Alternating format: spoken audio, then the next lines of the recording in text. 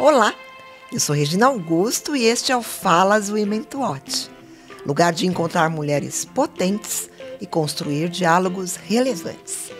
Esse podcast é uma iniciativa do MEI Mensagem e tem patrocínio de Almap BBDO, GNT, Mondelez, NEL, TikTok, 3M e UOL.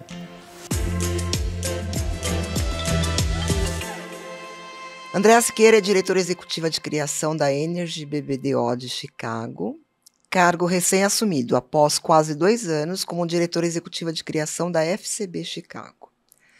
Antes de se aventurar nos Estados Unidos, Andréa passou por diferentes agências brasileiras, como BETC Havas, São Paulo, Isobar, África, J. Walter Thompson e DM9-DDB. Nessa trajetória, a publicitária colecionou vários prêmios. Participou de grandes júris e recebeu o Prêmio Caboré de Profissional de Criação em 2019. Querida Andréa, bem-vinda ao nosso podcast. É um prazer falar com você e matar saudades. Oi, Rê. É um prazer estar aqui. Obrigada pelo convite. Vai ser uma conversa deliciosa, não tenho a menor dúvida. Exatamente. E a Andréa também é nossa colunista lá na plataforma Women to Watch, então vai ser ótimo. Eu acho que a gente sempre começa esse Muito papo. prazer. A gente sempre começa esse papo, Andréa, pedindo para as nossas convidadas contarem um pouquinho do início das suas trajetórias pessoais, assim, de infância, de adolescência, de referências importantes da vida. Eu sei que você é baiana, né? Eu acho que isso já diz muita coisa. Conta um pouquinho como que foi o início da sua vida, assim, lá na Bahia. Já traz um dendê para a mesa, né? Exatamente. Sim, sou baiana e acho que desde pequena, eu sou filha de médica e engenheiro. Desde pequena eu sempre gostei muito de contar histórias, eu era da classe, assim, quem gostava de escrever livros sobre os amigos e sempre me interessou muito querer fazer quadrinhos, ou querer ser jornalista, ou querer ser diplomata, né, e líder de classe. Então, assim, eu sempre quis usar o poder da comunicação, eu acho, para expressar as minhas opiniões, as opiniões do grupo. E quando, então, veio o momento de decidir o que fazer, eu queria já fazer propaganda, mas com mãe médica e pai engenheiro, eu fiz direito também. E aí eu comecei a fazer direito e propaganda, porque era o que eu queria fazer, na verdade. Mas o curso de direito também me interessava, porque, afinal de contas, você aprende técnicas, né, de como convencer um júri, de como colocar seus pontos de vista. Mas eu comecei a estagiar também, então eu tinha duas faculdades e um emprego, e eu comecei a estagiar na Ideia 3, e aí eu comecei a ganhar prêmio colunista. Então, dentro da faculdade de direito, eu era a publicitária. E aí eu resolvi realmente dizer, olha, eu preciso terminar a publicidade e larguei direito e continuei com o trabalho e com a faculdade. E porque tínhamos, né, os baianos, os grandes baianos famosos, Nizanguanais, o Duda Mendonça, eu sempre quis ir para São Paulo. Então, num determinado momento, num festival de Gramado, na verdade, eu abordei o Nizam depois de uma palestra, disse que eu queria mostrar minha pasta. Ele topou ver a pasta e tal, e eu consegui um estágio na DM9 e cheguei em São Paulo em 1998. Aí você já estava formada quando você veio para a DM9? Já estava formada, sim. Me formei em Salvador, trabalhei na Ideia 3 e na Propeg em Salvador, e já tinha um cargo, já tinha salário, no entanto, eu aceitei vir como estagiária para a DM9, porque meu sonho era trabalhar com o Nizam e era trabalhar na DM9. E quando eu comecei a trabalhar na DM9, era engraçado, porque assim, o telefone da DM9 tinha uma plaquinha, assim, eu deixava ele de costas, só para eu ler o nome da DM9, então eu ficava me beliscando, sem acreditar que eu estava no meio de todos os talentos da DM9 naquele momento, em 1998, a DM9 no auge. E cheguei na DM9 para trabalhar e comecei a estagiar, depois de 2, 3 meses, eu me lembro que o Tomás Lorente me chamou na sala e falou, eu queria entender, né, como é o seu pacote de estágio. Eu falei, na verdade, eu não tô ganhando nada, eu tô na casa da minha tia. Aí ele falou, mas como assim você não tá ganhando nada? Eu falei, não, tá tudo certo, não me demite. Ele falou, não, pelo contrário, a gente precisa acertar essa situação. Tanto que eu tinha paixão por estar ali e de aprender com aquelas pessoas. O período de DM9 foram 5 anos. Acho que aprendi com os melhores naquele momento da carreira, com Domingos, com Tomás Lorente, conheci o Alexandre Lucas, o Felipe Cama, a Renata Prado, enfim, Cláudia Issa, só tinha gente, a Mariana Sá estava comigo na época, então eu acho que foi um início de carreira melhor que eu poderia ter tido. E era o auge da DM9 ali, né? Quando ela foi agência do ano em Cannes. Foi a agência do ano. Foi a primeira agência brasileira que conquistou esse título, e ela conquistou 2 vezes seguidas até, né? Você chega exatamente nesse momento, né? Eu cheguei nesse momento e participei até, porque assim, em 98 eu ainda estava chegando, no ano de 99, que ela foi agência do ano de novo, eu já tinha trabalhos, ganhando leão, então já estava inserida no meio da criação e feliz de estar produzindo um trabalho que era um trabalho excelente no nível internacional e, assim, rodeada de gente craque, que eu aprendi, eu acho que critério, aprendi tudo, assim, os passos iniciais, né, da carreira. Agora, você já sabia desde o início que era a criação que você queria, Andréia? Porque a gente, até hoje, infelizmente, a criação ainda é muito masculina, né? Você é uma das poucas mulheres que conseguiram se destacar na criação, mas ela, até hoje, tem muitas mulheres em outras áreas, mas criação continua sendo ainda de maioria masculina, né? E pensando 25 anos atrás, isso devia ser muito pior ainda, né? Como que foi esse início na criação, numa grande agência? Não, ainda em Salvador, né? Mas principalmente quando você vem para São Paulo, como que foi essa questão? Você tinha essa noção, assim, de que você era muito jovem, né? De fora de São Paulo? Como que foi isso? Na verdade, em Salvador realmente não tinha mulher praticamente na criação. Eu tinha uma colega de faculdade na época que entrou comigo, tinha um programa de estágio, meu primeiro emprego foi na Ideia 3, tinha um programa de estágio e eles iam selecionar 5 estudantes e eu e essa colega minha fomos selecionadas e mais 3 rapazes, né, mais 3 homens. Mas eu acho que quando eu comecei, na verdade, tinha algumas mulheres, sabe? Tinha Tetê Pacheco, tinha Cristina Carvalho Pinto, eu acho que tinha uma coisa, quando eu cheguei em São Paulo, tinha Andréa Barion, tinha Sophie, tinha Isabela Paulelli, então assim, tinha uma geração talentosa de mulheres. E eu acho que ao longo assim, eu cheguei em 98, 99, início dos anos 2000, realmente tinha uma coisa tóxica nas agências, que eu acho que expulsou um pouco as mulheres do mercado. Que eu acho que a gente teve um momento na propaganda brasileira, acho que a gente foi meio que sendo quase que forçada a sair do mercado, e acho que graças a Deus a geração nova está chegando, dando cotoveladas e garantindo o seu espaço novamente. Era quase como, eu me lembro que assim, eu demorei muito tempo para usar vestido, para usar salto alto, porque para estar entre os homens eu quase, né, precisava me comportar como eles. Então, eu acho que num determinado momento, assim, a gente, né, tinha que talvez usar calças tinha uma coisa de bruta até, assim, de, né, não deixar ninguém chegar muito perto, porque era um ambiente que você precisava de todos os jeitos ali se fazer, ter a sua opinião, né, tinha que conseguir ter a opinião numa reunião, porque era aquela coisa, né, ainda não tinha o cuidado que eu acho que hoje em dia os homens têm de não te interromper, ou de pelo menos pedir desculpa se te interromper. Então, para poder fazer a voz valer, para fazer a opinião valer e principalmente fazer o trabalho valer. Então, eu sempre fui muito do trabalho, de abaixar a cabeça e de trabalhar. E acho que eu não percebi o quanto que foi difícil ser uma nordestina mulher chegando em São Paulo. Eu achava que era difícil porque eu estava no começo da carreira, eu achava que era difícil porque era difícil, porque a vida inteira ouvi, né, meus pais falando que você precisa se esforçar, então eu achava que fazia parte, o esforço a mais fazia parte de estar em São Paulo nas melhores, né, nas melhores cadeiras do Brasil, porque a verdade é que até hoje você conseguir um lugar na criação das melhores agências do país são lugares privilegiados e que, graças a Deus, agora está sendo muito mais, a diversidade está imperando e isso só traz benefícios, só traz novos pontos de vista, só deixa a criatividade brasileira ainda mais forte, né, perante o mundo.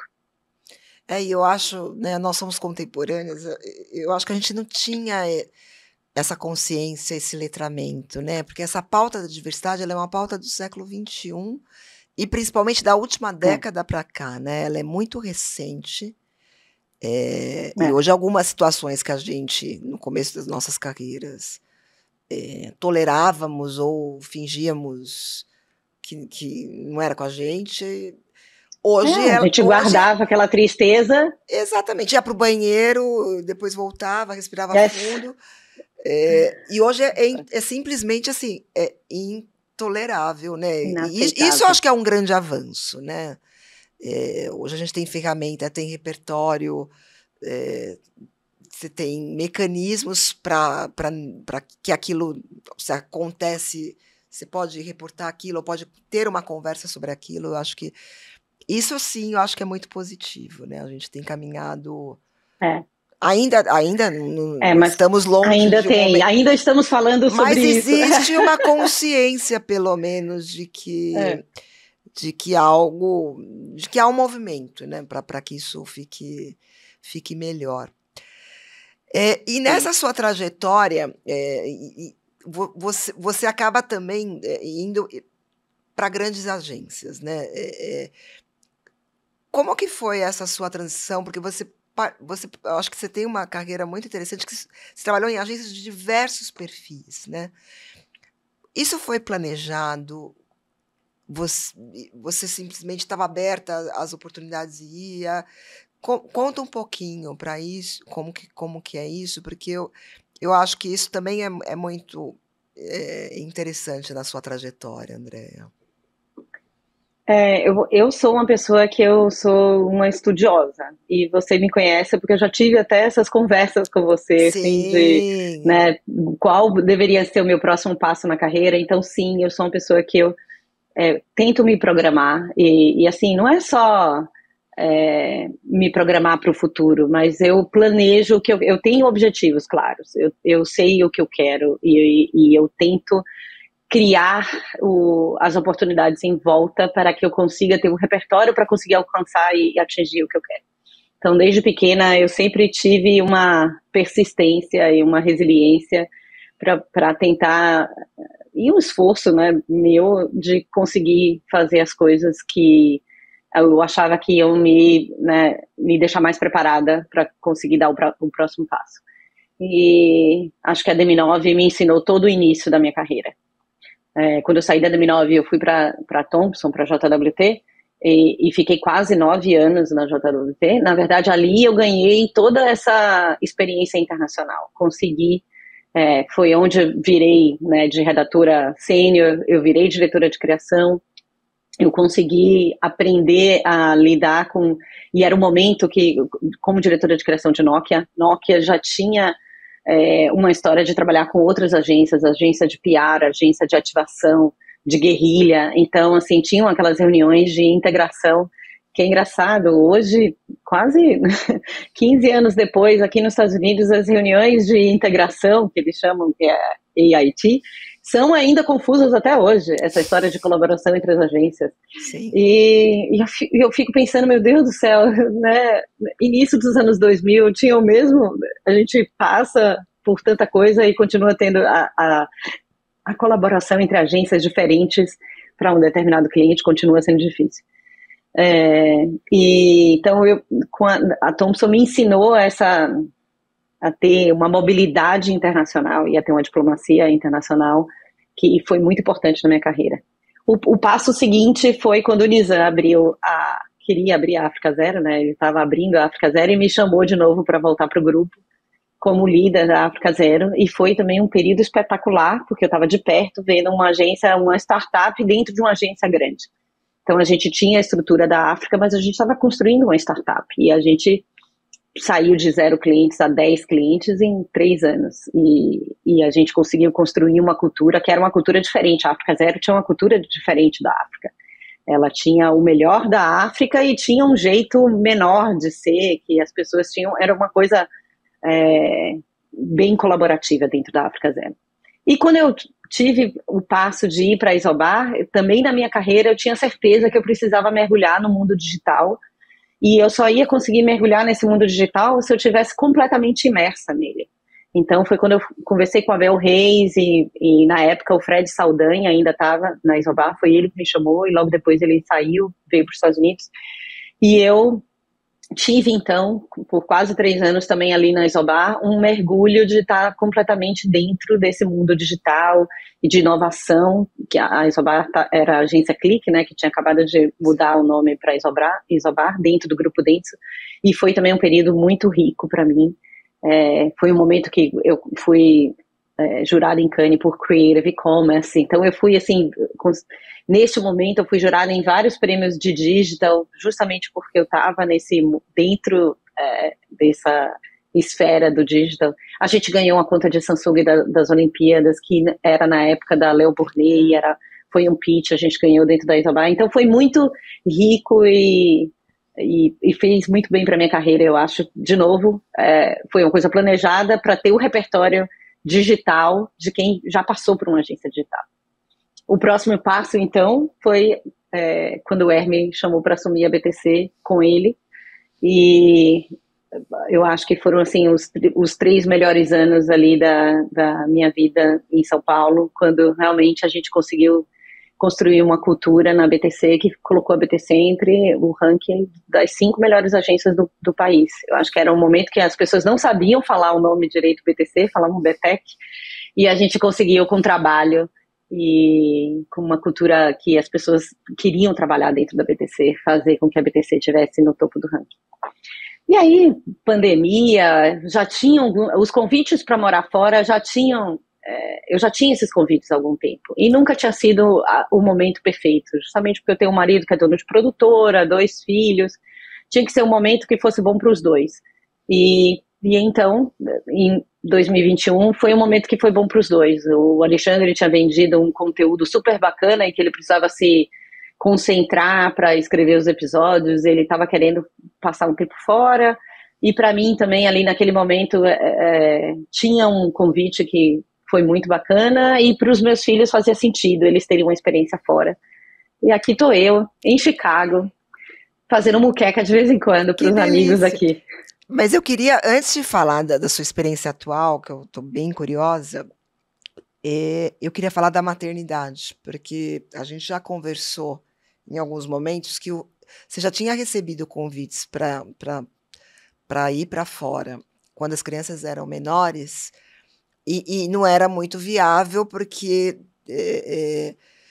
a gente tem no Brasil, a gente é super privilegiado no Brasil de ter uma rede de apoio, de ter pessoas que podem nos ajudar, e a realidade dos Estados Unidos e da Europa, isso é muito inviável, mesmo a gente tendo um super cargo. E era muito difícil, né, quando as crianças eram menores. Eu acho que também teve essa combinação, as crianças estavam já numa idade de maior autonomia, que você pôde fazer isso. E aí eu queria que você falasse também dessa questão de conciliar um ritmo que a gente sabe que é muito intenso com a maternidade. Fala um pouquinho sobre isso pra gente. Exato, você lembrou bem, porque sim, quando eu digo que antes não fazia sentido, é porque precisava fazer sentido para a família toda. E com filhos pequenos realmente é muito difícil. Meus filhos grandes aqui já é difícil, porque, né, tem os horários. A Estela, que é a menor, ela tem 11 anos, ainda não consigo deixar que ela venha sozinha andando da escola, apesar que são só 2 quadras, mas são 2 quadras que tem que atravessar uma rua, e dá aquela angústia de deixar ela vir andando sozinha. Então, a mãe e os pais, hoje em dia, eu acho que é bem dividido, e o Alexandre, ele divide bastante as tarefas junto comigo, não porque ele está me ajudando, mas porque ele é pai, então é isso, pai também tem responsabilidade, mãe tem responsabilidade, as tarefas são divididas, as responsabilidades são divididas. Mas com as crianças menores, tendo uma rede de apoio em São Paulo, com, né, família perto, com amigos perto, realmente faz a diferença. E eu sempre consegui. Eu sou uma pessoa CDF que quero, né, não posso deixar que as coisas no trabalho faltem, porém eu sempre voltei para casa para dar o banho à noite, para ler o livro antes de dormir, para ter um tempo de conversar. Sempre respeitei o momento, né, tomar café da manhã com eles, jantar com eles.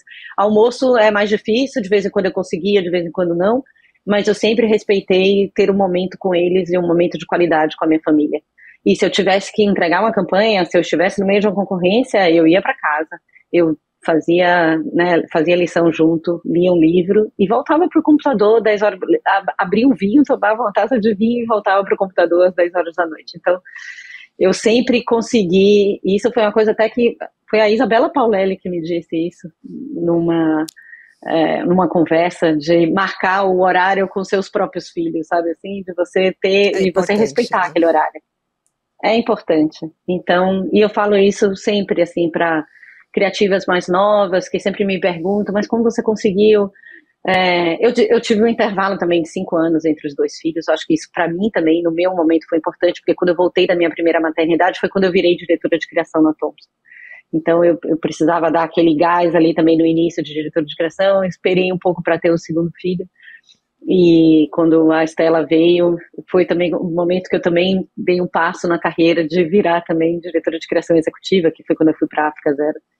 Então, assim, a maternidade me deu sorte e me deixou mais centrada e me deixou ciente das minhas prioridades de um jeito mais rápido. E acho que, de novo, me jogou para frente, sabe? Graças a Deus, eu acho que os momentos da minha vida me jogaram para frente. Que bom. Mas conta um pouco agora dessa sua atual fase aí, atuando em Chicago. Qual foi a grande diferença, assim, que você percebeu, sendo uma líder de agência na área de criação, numa agência nos Estados Unidos, assim, porque tem grandes diferenças culturais, né? Mas eu acho que no relacionamento, sim, no dia a dia, enfim. O que você pode compartilhar com a gente? Sim. São muitas diferenças. O ser humano é igual, né? A gente tem raiva, sente amor, sente, né, frustração. Porém, os Estados Unidos, eu acho que tem um processo muito bem definido para tudo. Isso engessa e ajuda. Acho que, assim, uma agência... Primeiro que a gente não tem mídia aqui nos Estados Unidos dentro das agências, e isso, na verdade, é uma pena. Eu acho que o modelo brasileiro é realmente um modelo que eu acho mais completo, porque você consegue colaborar, e hoje em dia a gente sabe que para você conseguir encontrar o consumidor onde o consumidor está, você precisa ter uma sinergia com mídia, e é muito importante, na verdade, influenciar a mídia e ter uma mídia criativa e vice-versa. E aqui nos Estados Unidos, a gente tenta fazer isso quando a gente tem essas reuniões de colaboração entre as agências que eu estou te falando, que até o meu conhecimento de mídia me ajudou aqui nos Estados Unidos a saber um pouco, participar dessas conversas de um jeito que eu consiga influenciar mais. Tem uma coisa nos Estados Unidos que eu acho que é muito interessante, que eventualmente eu acho que o Brasil tem uma criatividade incrível, mas que poderia fazer mais, é o respeito pelas ideias, o respeito pelo craft, o respeito por qual é o coração dessa ideia, e independentemente do meio. Isso é o outro lado de ter uma cultura tão enraizada em mídia, porque às vezes a ideia ela tá dependendo, né, do meio que ela se aplica. E, no entanto, nos Estados Unidos você tem a ideia e ela não importa qual é o canal que você está aplicando essa ideia, então você precisa ter muito claro qual é o tom de voz, como essa marca vai se comportar, qual é o ponto de vista dessa marca.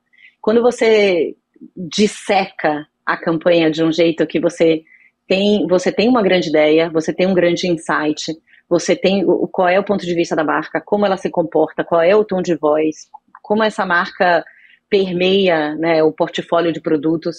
Tudo isso eu acho que é de um jeito mais, tem um processo para se chegar a isso, e tem um processo de apresentar isso para o cliente, do cliente concordar ou não, que eu acho que tem um respeito pela criatividade, pelo craft, que às vezes na nossa bagunça, que também dá certo, que também tem uma criatividade espontânea, mas, no entanto, às vezes a gente se atropela na falta de prazo, se atropela na falta de respeito, muitas vezes, sabe, entre agências e clientes. Eu acho que nada é só, né, nenhuma grande ideia, ela é só da agência ou ela é só do cliente. Você precisa trabalhar em conjunto para que isso aconteça.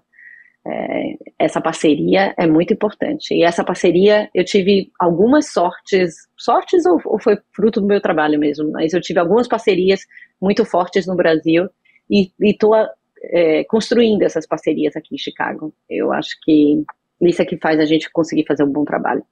Aí, outra diferença do mercado americano... Quando você fala dessas parcerias... Desculpa, Não, imagina é o delayzinho.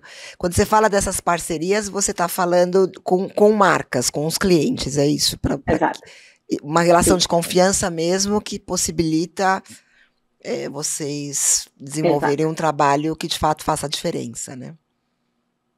Eu acho que a gente só consegue, a magia só acontece quando você tem uma parceria. Não é um contrato de prestação de serviço. Um contrato de prestação de serviço, você vai conseguir o que você está contratando. Se eu falo isso para os meus amigos que são, né, os clientes que são amigos. Todo cliente deveria saber como é incrível quando o criativo sente que o que ele faz é valorizado, que o cliente valoriza a criatividade. Os criativos dentro de uma agência, eles brigam para poder trabalhar para aquele cliente. Eles querem fazer aquele job, eles querem doar a hora a mais, eles querem doar tudo que eles podem fazer, porque eles têm a certeza de que aquele trabalho vai ser valorizado. Pode ser até que você não consiga aprovar aquela campanha, que você não consiga fazer aquela ativação acontecer por outros motivos externos, mas quando o trabalho ele é valorizado, a agência inteira quer fazer o trabalho para aquele cliente. Então, assim, a gente realmente precisa construir essas relações de parceria. As relações de parceria, elas fazem com que as grandes marcas fiquem ainda maiores. E que o consumidor é o que diferencia você ter uma marca que ela é amada pelo consumidor ou ela só está ali, né, sendo escutada. Eu acho que faz toda a diferença. Em termos de tecnologia e de dados, você sentiu muita diferença assim, do uso de dados como insumo para a criação, enfim? Se você puder compartilhar alguma coisa nesse sentido, que eu acho que isso me parece que o estágio é um pouquinho mais avançado, né? Pelo menos a gente tem essa impressão. Sim, tudo. Assim. Nada começa sem ter insights enraizados de cliente. Eu acho que tem um uso de... Né, sempre quando a gente vai começar qualquer trabalho novo, existem as entrevistas, existem, né, o uso realmente de dados, mas não só de um jeito sem análise em cima, né? Para tudo tem análise em cima. E acho que isso é uma coisa dos Estados Unidos em geral, assim, realmente, de você... Eu vejo isso nas escolas dos meus filhos. Né, a gente comentou sobre isso uma vez, eu e você, a Estela, ela tem aula de empatia na escola. Então, assim, tem uma gentileza programada, tem uma empatia programada. De novo, voltamos ao processo. Os Estados Unidos, ele processualiza tudo, mas isso faz com que você não esqueça de algumas coisas importantes e fundamentais no início do processo. E aqui eu acho que também tem uma coisa da diversidade e o trabalho, né, de responsabilidade social dentro das agências, ele é real. Na FCB eu sentia isso, na BBDO Chicago eu também sinto isso. Existem dentro das agências as comunidades. Então tem a comunidade das mulheres, a comunidade dos asiáticos, a comunidade negra, a comunidade judeu, eles se reúnem em comunidades. Isso acontece desde as escolas, que tem os clubes. E aí você tem clubes por interesse, e essas comunidades, elas fazem trabalhos, não só trabalhos pro bonos, mas elas promovem talks na agência, então sempre, assim, a cada 15 dias está sempre acontecendo uma palestra, está sempre acontecendo um encontro, promovido por uma dessas comunidades. Então, a circulação da comunicação acontece de uma maneira processual, de novo, programada, mas é de uma forma muito mais responsável e madura, sabe? Eu acho que existe uma maturidade que eu acho que o nosso mercado está chegando lá, mas a gente realmente precisa olhar para a responsabilidade social, para a ESG, de um jeito com mais maturidade, eu acho, dentro das agências. As duas agências, né, que eu tive experiência aqui nos Estados Unidos, a FCB e agora na BBDO Chicago, eu consigo ver metas reais que precisam ser atingidas e ter quando você começa o planejamento de uma campanha, um planejamento de uma marca, uma plataforma, você tem uma coisa estrutural, você pensar em diversidade. A diversidade e a inclusão, ela está desde o pensamento número 1 de comunicação. Qual é a verdade da marca, qual é a verdade do momento que estamos vivendo, qual é a verdade da audiência que a gente vai falar, do consumidor. Para tudo você precisa ter essas 3 verdades e vai um deep dive, né? Você dá um mergulho nessas 3 verdades e aí você traz dados e você traz pesquisa, você traz entrevistas, até o jeito de fazer concorrências, eu acho que como no Brasil, você tem um mês, 3 semanas para apresentar uma concorrência, porém as agências são remuneradas pela concorrência, existe um respeito pelo trabalho na concorrência. Eu acho que a gente precisa trazer um respeito maior para o nosso mercado. A gente tem um talento tão grande, a gente tem uma indústria tão reconhecida lá fora, e a gente sabe como no dia a dia, às vezes, é acachapante, você não ter tempo, você não ter verba, você tem que fazer tudo às pressas, porque tem sempre um incêndio a ser apagado. E eu acho que ter esse planejamento um pouquinho mais a longo prazo ajudaria todo o mercado a ser mais saudável. Sim, acho que essa é a palavra. As relações ficam mais saudáveis e mais sustentáveis, né? E aí eu queria falar sobre liderança, Andréia. Primeiro, assim, do seu estilo particular de liderança e como que você tem aprimorado ele e como foi liderar um time de pessoas diversas, sendo agora talvez eu acho que esteja melhor, mas eu acho que quando você chegou aí, eu imagino que tenha sido desafiador isso, né? Sim. E numa nova língua, né? Exatamente. Eu tive ajuda. Eu tive ajuda de uma coach na chegada, que às vezes, claro, assim, eu sempre fui uma ótima apresentadora de campanha, sabe? Assim, eu falava, sempre fui de falar das minhas ideias com paixão, então eu sempre eu tinha sempre um bom rapport ali com o cliente numa sala de reunião. E aqui, por mais que eu consiga falar tecnicamente a língua, eu não pareço ter a minha personalidade em inglês. Os meus filhos até falam, nossa mãe, você muda sua voz quando você fala inglês. É diferente, a gente a gente pensa, não tem muito a espontaneidade. Então, assim, me faltavam às vezes as palavras. E essa coach, que foi muito importante também na minha chegada, ela falava assim, mas André, você não precisa modular o que os americanos fazem ou como eles agem, você precisa ser você, porque foi isso, né, eles contrataram você do jeito que você isso, essa diversidade, esse jeito latino, e um parêntese no jeito latino, né, eu sou uma hug person, aqui ninguém abraça, então às vezes algumas pessoas falam, ela é uma hug person, elas já me falam. Então assim, existe o jeito latino, mas o jeito latino eu acho que ajuda em alguns momentos a trazer uma espontaneidade para uma reunião que está todo mundo um pouco mais processual. E para mim, no meu estilo de liderança, fez com que eu sempre fui uma pessoa que ouvia muito as pessoas. Então, a equipe sempre se sentiu muito, pelo menos, né, não só como uma direção de criação, mas como uma direção de se você precisar de qualquer conselho, se você precisar falar comigo sobre algo pessoal que está acontecendo com você, pode vir, pode conversar comigo. Então, eu acho que esse jeito com empatia e olhar o outro e se colocar no lugar do outro, eu acho que isso faz parte do meu estilo de liderança. Uma coisa que eu sempre procuro fazer, porque eu adoro criação e adoro criar, é nunca deixar a pessoa sem algum fio para poder começar um trabalho.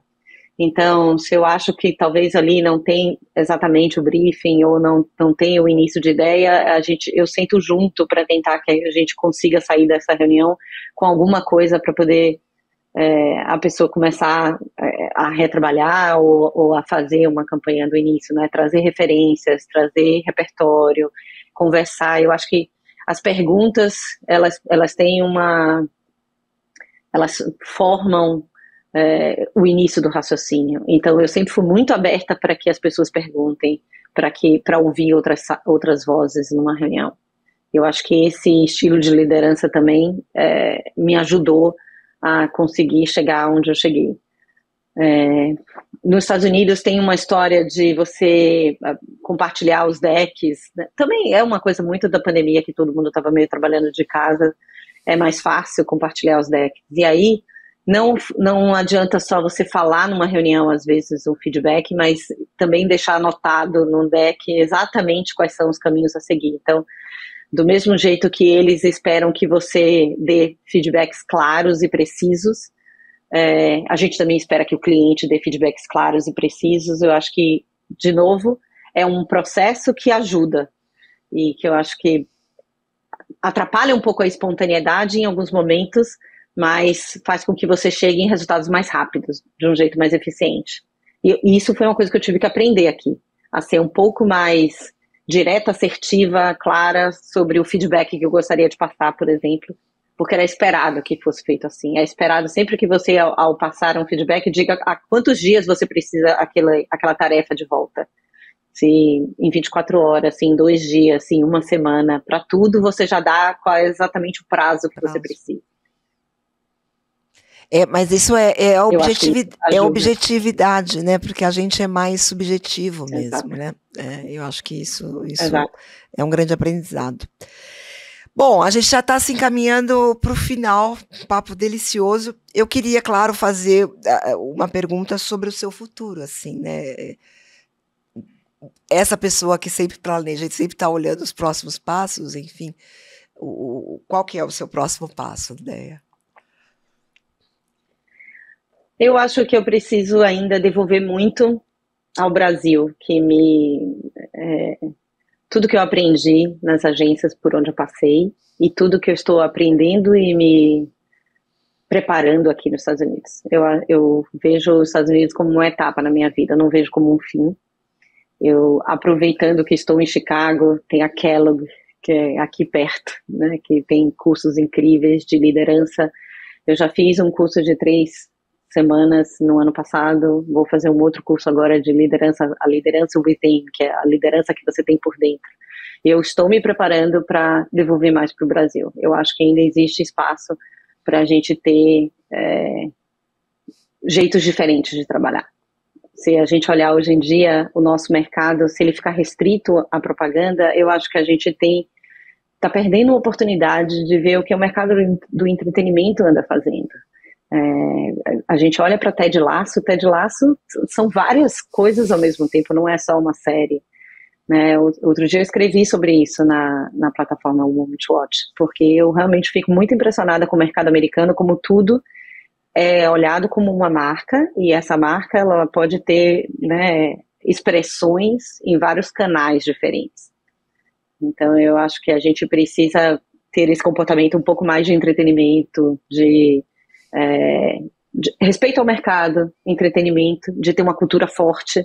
Essa cultura forte dentro de agência também é uma coisa que eu acho que em alguns lugares que eu passei no Brasil existe, mas tem uma coisa aqui nos Estados Unidos, de novo, controlada e planejada, que é só a gente pensar em empresas também aqui, né? A Nike, o filme Air, mostra justamente a cultura da empresa, a força da coragem, de ter o designer do sapato dizendo que não pode colocar mais vermelho porque são as regras, e de ter um diretor de marketing ali dizendo, então eu vou pagar a multa, vamos colocar mais vermelho.